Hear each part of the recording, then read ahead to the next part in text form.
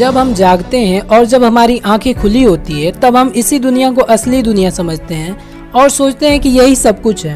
पर क्या आपने कभी सोचा है जब आप अपनी आंखें बंद करते हैं तब क्या होता है? जब हम नींद में होते हैं तब भी हम एक दुनिया में रहते हैं जिसके बारे में हम ना कभी सोचते हैं और ना कभी उसे महत्व देते हैं। अगर मैं आपको कहूँ कि हमारे अच्छे और बुरे सपनों का भी कोई भगवान होता है जिस पर उसका बस चलता है, कोई लॉर्ड ऑफ ड्रीम होता है जो ये सब कंट्रोल करता है, तो आप क्या सोचोगे? क्या आपको लगता है कि ऐसा हो सकता है? जी हाँ, ऐसे ही कुछ खास बेहद रोमांचित करने वाली चीज़ों के साथ नेटफ्लिक्स ने एक नया वेब सीरीज लॉन्च किया है जिसका नाम है सैंडमैन। यह एक super natural horror fantasy drama series है। IMDb पर 9.7 की रेटिंग और अच्छी स्क्रिप्ट की वजह से सैंडमैन रिलीज होते ही बहुत पॉपुलर हो चुका है। तो चलिए अब मूवी स्टार्ट करते हैं। स्टोरी शुरू होती है एक बर्ड से जिसका नाम है यास्मीन और वो आसमान में उड़ता हुआ एक बहुत बड़े गेट के अंदर जाता है, फिर एक बहुत ही आलीशान महल में चला जाता है। महल में दो लोग होते हैं, लूसिया और सपनों की देवता। यास्मीन सपनों के देवता के कंधे पे जाके बैठ जाता है। लूसिया सपनों के देवता से उसके वापस आने के बारे में पूछती है, जिस पर सपनों का देवता बोलता है कि वो जरूर वापस आएगा। लूसिया उसको बताती है कि वो जितना सपनों की दुनिया में शक्तिशाली है उतना वो जागती दुनिया में शक्तिशाली नहीं है। और फिर सपनों का देवता अपने ऊपर रेत डालकर गायब हो जाता है। ये जॉन हाथवे हैं जो रॉड्रिक नाम के आदमी से मिलने उसके घर जाते हैं। रॉड्रिक एक काली शक्तियों का जादूगर है, उसे खुद को मैगस कहलवाना ज्यादा पसंद है। ये एलेक्स है रॉड्रिक का बेटा।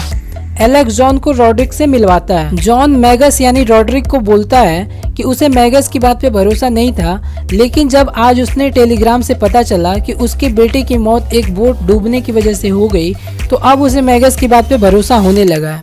इस पर मैगस भी बोलता है कि कुछ दिन पहले उसने भी अपने बेटे रैंडॉल को खो दिया है। मैगस जॉन से एक ग्रंथ मांगता है जिसका नाम है मैडलिक रिमोर। जॉन वो ग्रंथ उसको दे देता है। मैगस जॉन को विश्वास दिलाता है कि इस ग्रंथ में लिखे मंत्रों से वो मौत के फरिश्ते को कैद कर लेगा और उसे वो अपने बच्चों को लाने के लिए मजबूर कर देगा। अगली सीन जर्मनी की है जिसमें ये आदमी है जिसका नाम है कोरोथीन। कोरोथीन को सपनों के देवता ने ही बनाया होता है, जिसका काम इंसानों के सपनों में रहना होता है। लेकिन यहाँ कोरोथीन अपनी खुशी के लिए जागती दुनिया में आकर किसी की हत्या कर रहा होता है, जिसे देख सपनों का देवता वहाँ आ जाता है। तब तक अचानक मैगस की जादू की वजह से वो वहाँ से गायब होकर मैगस के पास आकर गिर जाता है। मैगस एलेक्स को बोलकर सपनों के देवता से उसके रेत की थैली, रेड कलर की रूबी और हेलमेट सब कुछ ले लेता है और उसको बेहोश करके छोड़कर चला जाता है। मैगस सपनों के देवता से उसकी सारी शक्तियाँ छीन लेता है और सपनों का देवता कुछ नहीं कर पाता है क्योंकि वो मंत्रों की वजह से एक चक्र में बंधा होता है। सपनों के देवता को कैद करने की वजह से सपनों की दुनिया का तो नुकसान होता ही है, साथ में इस दुनिया का भी बहुत ही नुकसान होता है। लाखों लोग अपनी नींद से उठ ही नहीं पाते हैं और सपनों का देवता चाहकर भी कुछ नहीं कर पाता है। अगली सुबह मैगस के घर कोरोथीन आता है और उसको बताता है कि उसने मौत के फरिश्ते को नहीं बल्कि सपनों के देवता को कैद किया है और उसको आधुनिक चक्र बनाने को बोलता है जिससे कि सपनों का देवता अपनी शक्तियां इस्तेमाल करके बाहर न आ पाए। और मैगस को ये भी बताता है कि सपनों के देवता के सामने कोई भी सोना नहीं चाहिए, नहीं तो वो उनके सपनों से होकर बाहर आ जाएगा और जिस दिन वो बाहर आया वो तुम्हारे लिए अच्छा नहीं होगा, इसलिए वो कभी बाहर न आ पाए। मैगस रोज सपनों के देवता से अपना अलग अलग डिमांड करता है। सपनों के देवता के लिए वो डिमांड पूरा करना मुश्किल है, इसलिए वो चुपचाप रहता है, कुछ नहीं बोलता है। इस तरह से 10 साल बीत जाता है और सपनों का देवता की शक्तियाँ होने की वजह से मैगस पॉपुलर हो चुका है। फिर एक दिन 2 गार्ड्स के न आने की वजह से एलेक्स सपनों के देवता पर नजर रखने के लिए जाता है। एलेक्स सपनों के देवता से बोलता है कि अगर उसके बस में ये होता तो वो उसको छोड़ देता। अगर वो उसके भाई रैंडल को वापस कर दे और मैगस से बात करे तो मैगस उसे छोड़ सकता है। तभी मैगस ये सारी बातें सुन लेता है और उसको मारने लगता है। तभी यास्मीन सब कुछ देख रहा होता है। ये देखते ही मैगस एलेक्स से यास्मीन को मारने के लिए बोलता है। इधर यास्मीन सपनों के देवता को छुड़ाने के लिए सब कोशिश करता है और घर में आग लगा देता है और वो सपनों के देवता के पास पहुंच जाता है और तभी एलेक्स यास्मीन को मार देता है। यास्मीन वहीं तड़प कर गिर के मर जाता है। अगले सीन में ये लड़की रो रही होती है, वो प्रेग्नेंट होती है और मैगस चाहता है कि वो बच्चा गिरा दे, पर वो ये चीज़ नहीं चाहती है। रात होते ही वो लड़की वहाँ से भाग जाती है, साथ में वो रूबी, हेलमेट, रेत और 2 लाख रुपए भी लेके जाती है। मैगस गुस्सा हो जाता है और उसको ढूंढ के लाने के लिए बोलता है।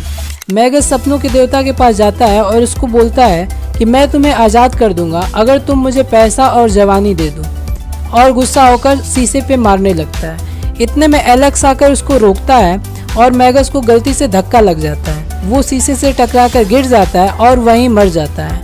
इतने में सपनों का देवता खड़ा होता है और अपना हाथ आगे बढ़ाता है। एलेक्स भी अपना हाथ आगे बढ़ा रहा होता है, तभी एलेक्स रुक जाता है और बोलता है मुझे थोड़ा टाइम चाहिए।